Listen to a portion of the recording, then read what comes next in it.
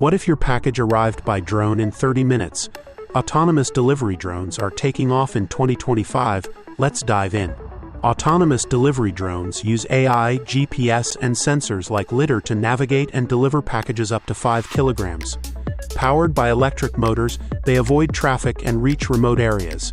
In 2025, companies like Amazon Prime Air are testing hybrid VTOL designs for better range, cutting delivery times by half.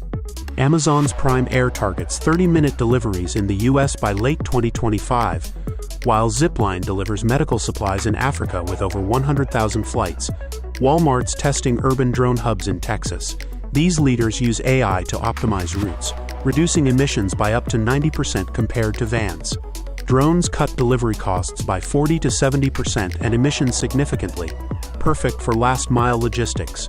Challenges include strict 2025 regulations, limited battery life 30 to 60 minutes, and small payloads. Still, hybrid tech is extending range to 100 kilometers. Are autonomous drones the future of shipping? Comment below. Subscribe to Techie Tales. Let's shape tomorrow.